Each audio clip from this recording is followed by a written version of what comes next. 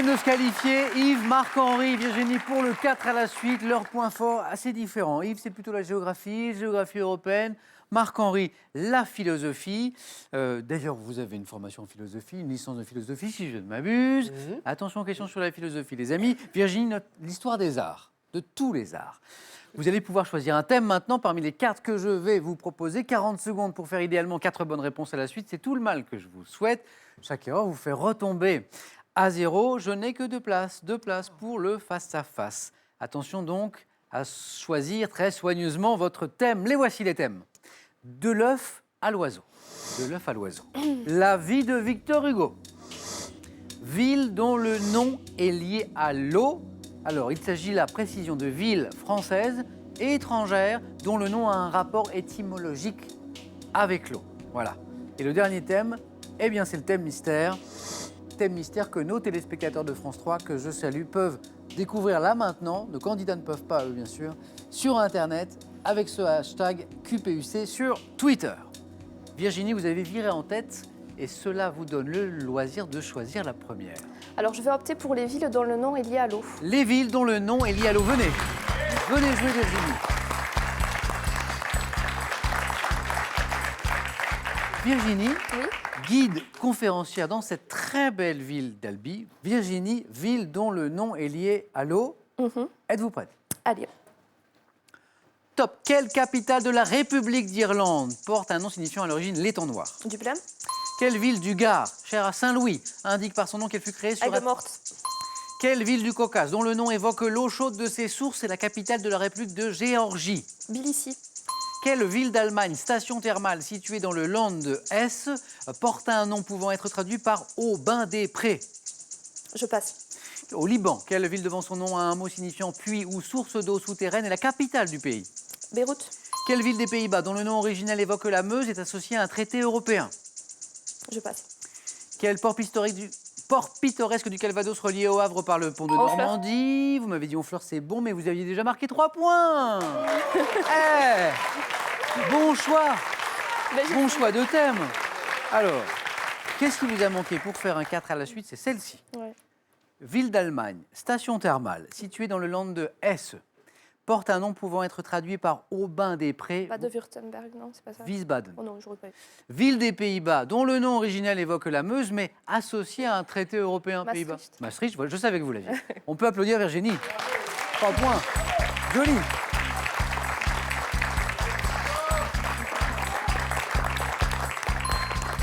Virginie qui met la barre assez haut tout de suite. Marc-Henri et Yves le savent. Marc-Henri, à vous de choisir. De l'œuf à l'oiseau, la vie de Victor Hugo ou le thème mystère? On va être joueur, on va prendre le thème mystère. Venez jouer avec moi, Marc-Henri.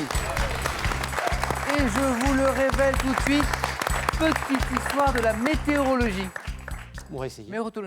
C'est un peu dans la culture commune, hein, la météorologie. On parle tous de la météo au quotidien. Oui. Ah, c'est vrai, ça. Hein, c'est quand même un sujet de discussion. Donc, il n'est pas impossible que beaucoup de notions vous reviennent. Parlons avant de météo de cuisine, Marc-Henri. Car parmi vos passe-temps, vos passions, il y a la cuisine. Et alors, quelque chose qui me plaît beaucoup, moi, le gourmand, Oui. les gâteaux. Vous faites des gâteaux, vous inventez des gâteaux. Oui, ça, plus la pâtisserie que la cuisine. Ouais. Alors, j'en invente de temps en temps, j'en améliore. Mais on peut en inventer, c'est pas si difficile que ça. Marc-Henri, petite histoire de la météorologie. Vous êtes prêts? Oui. Je le sais que vous l'êtes. Attention. Top. Quel appareil inventé en 1643 est destiné à mesurer la pression atmosphérique? Le manomètre. 1765. Quel savant français qui découvrit la composition de l'air et de l'eau énonce les principes de la prédiction du temps? Palainek.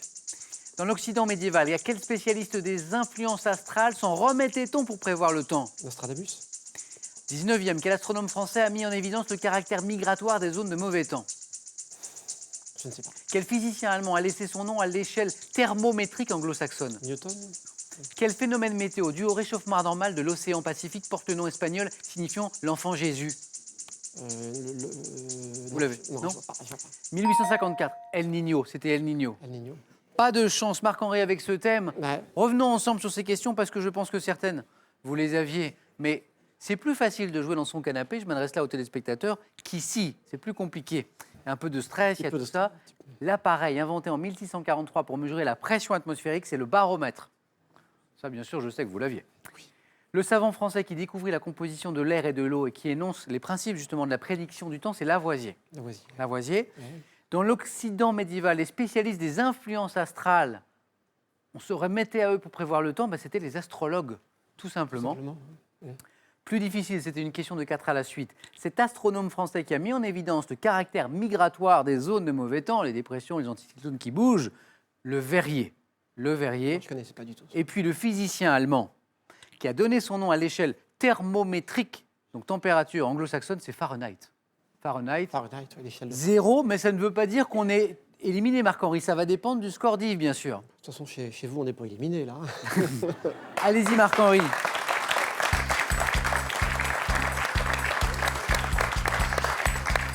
Yves, c'est assez confortable parce que même avec 0, vous êtes toujours dans le jeu, mais il y aura un jeu décisif. Un point, vous êtes qualifié pour aller jouer avec Virginie. Après, pour le sport, on peut faire 2, on peut faire 3, on peut faire 4, on peut faire 5. Non, 5, c'est impossible. De l'œuf à l'oiseau, la vie de Victor Hugo. La vie de Victor Hugo. Venez, Yves.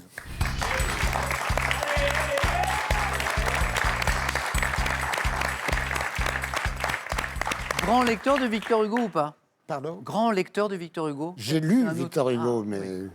Mais vous n'allez pas m'interroger sur son œuvre, vous allez m'interroger sur sa vie. Attention, Yves, vous êtes prêt? Yves, notre prêt, champion, qui joue pour une 2e victoire ce soir. Attention.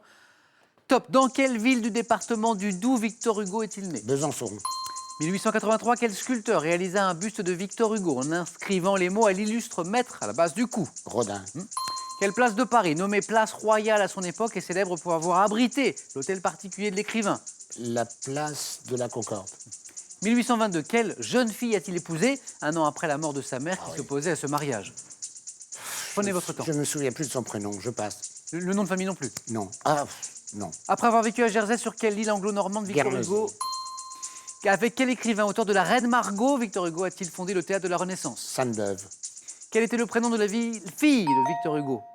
La fille de Victor Ça aussi, j'oublie. Léopoldine. Qui s'est noyée, non?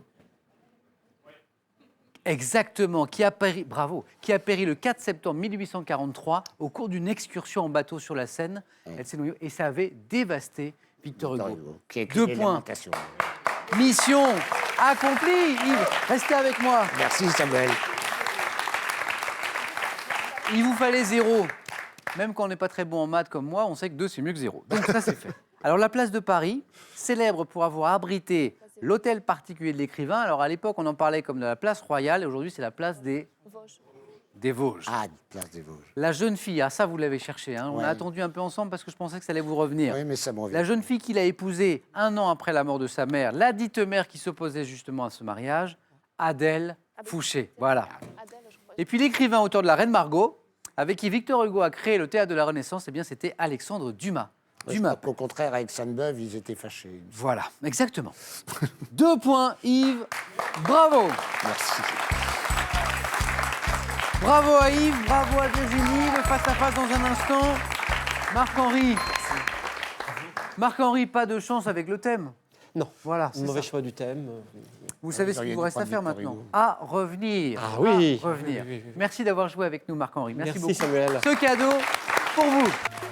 Allez, à votre tour de jouer, de gagner peut-être ce soir. On joue pour une voiture ou 10 000 €. C'est vous qui choisirez. Si vous gagnez, bien sûr. La question, la voici. En 1966, quel chanteur interprète le titre « Les jolies colonies de vacances » Réponse 1, Pierre Perret. Réponse 2, Jacques Dutronc. Téléphone 3243, SMS 1 ou 2 au 7 10 20 pour nous donner la bonne réponse. Tirage au sort parmi les bonnes réponses. Virginie et Yves, encore bravo. Qui sera championne ce soir dans Question pour un champion? Réponse dans un tout petit instant sur France 3 dans le face-à-face. A tout de suite.